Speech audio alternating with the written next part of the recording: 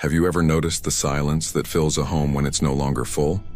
It's not just the absence of sound. It's a presence, a stillness that lingers in empty chairs, untouched rooms, and the pause between memories. This silence doesn't just arrive quietly. It speaks. It breathes awareness into every corner, reminding you of voices that once echoed here. There is a particular kind of silence, when once bustling rooms grow still, when laughter and conversation fade into shadows. That silence isn't empty. It's a canvas painted with the weight of what used to be, and the ache of what is no longer. It does not scream. It whispers. Notice the half-set dining table, the chair no one pulls out anymore, the trails of dust on a frame that once held treasured photographs. This silence shows what time has taken, gently but deliberately. It's the echo of your own loneliness, softly announcing its arrival. There comes a moment when people around you begin to leave, slowly at first, then all at once. Sometimes they walk out through the door. Sometimes they disappear without saying a word. And sometimes they remain physically present, but emotionally gone. This transformation is quiet, almost invisible. And yet, it rearranges your entire inner world. You begin to notice it in small things. A phone that no longer rings, a coffee mug untouched, the absence of footsteps in the hallway. The once familiar routines lose their meaning, not because you changed them, but because the people who gave them life are no longer part of them. Their absence rewrites everything. You used to wait for someone to come home. Now you wait for the day to end. You used to have someone to talk to. Now you rehearse conversations in your head, just to remember the sound of a voice that used to respond. The transition from presence to memory is not sudden. It's gradual, and that's what makes it cruel. You don't notice the shift until the silence has settled in like dust. But within that shift lies a truth many fear: that we age not only in the body, but also in our connections. That the slow unraveling of relationships often precedes the unraveling of life itself. And if we do not confront this with courage, we risk turning into museums of our own past, well preserved but never alive again. There comes a phase when life stops asking for your opinion. You realize the world continues spinning, but it no longer orbits around you. The invitations stop. The responsibilities shift.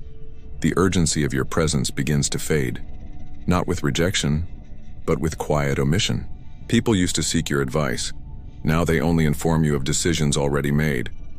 You were once the center of someone's world, and now you're a distant reference. It's not cruelty. It's not malice. It's just time doing what time does best, replacing roles without asking permission. This doesn't just happen in families. It happens in society. You walk into a room and no one sees you as necessary. You speak, and your words echo softly, without weight. Not because you lost your voice, but because they stopped listening. It's the moment when you realize that being heard and being seen are privileges, not guarantees. This is when many begin to vanish emotionally. They shrink, they withdraw. They convince themselves they're invisible, until they actually become so. And in that invisibility, they forget they still matter. But here's the fracture. When you stop being needed by others, you must decide whether you still need yourself. Because the deepest decay isn't when the world forgets you. It's when you agree with its forgetting.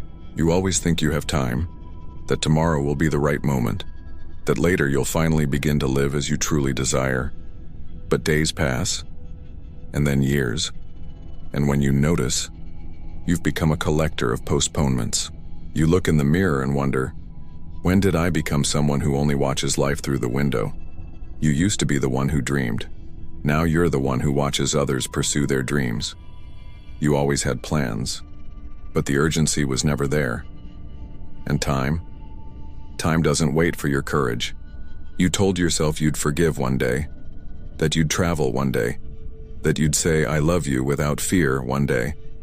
But one day is a subtle form of denial, a fantasy that allows us to endure the now without confronting its cost. The most dangerous illusion of aging is believing that what truly matters can be delayed, that love, healing, change, truth, can wait. But your soul has no stopwatch. It quietly begins to dim when too many promises are shelved. And one morning, with no drama or warning, you wake up and realize the time you thought you had was yesterday. Even when everyone has gone, even when the body begins to tire, there's still a voice that doesn't die. It's not loud, it's not urgent, but it's there, whispering, remembering you of who you once were. Before the masks, before the noise, before the routine muted your essence. It's the voice that once shouted dreams from your chest, that believed in impossible things, that cried at sunsets and smiled at nothing. That voice hasn't abandoned you. You just buried it beneath expectations, fears, wounds, and duties. Sometimes, in the silence of the early morning, or in the melancholy of a rainy day, that voice tries to rise. It whispers something you've forgotten. A name, a feeling, a truth you didn't have the courage to follow.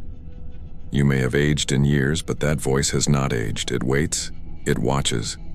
It hopes that you will return to it before it's too late, before the noise becomes permanent, before the soul loses its last ember of fire. If you hear it, listen. Don't dismiss it as nostalgia. Don't silence it again. That whisper may be the only thread still connecting you to your truest self. It's true, there is a clock ticking, not the one on your wall, but the one that pulses quietly inside you, the one that knows how many sunrises you have left, how many hugs, how many chances to say what matters. And yet, this isn't a countdown to death. It's a call to awaken. You don't need to climb mountains or travel the world, but you do need to look someone in the eyes again and truly see them, to feel the ground beneath your feet and remember that you're still here, that there's a piece of sky still waiting for your gaze. The world may have forgotten you, time may have passed without asking permission, but your soul is still capable of igniting. You have a choice, to let the silence become permanent, or to make it sacred, to let what's fading become a song, a memory, a truth that even time can't erase. If this touched you, and you feel the echo of that silence speaking, write in the comments, "I still feel time." Share this with someone who needs to remember it's not too late to give meaning to the time that remains. And if you want to keep breaking cycles of pain and finding purpose, subscribe now.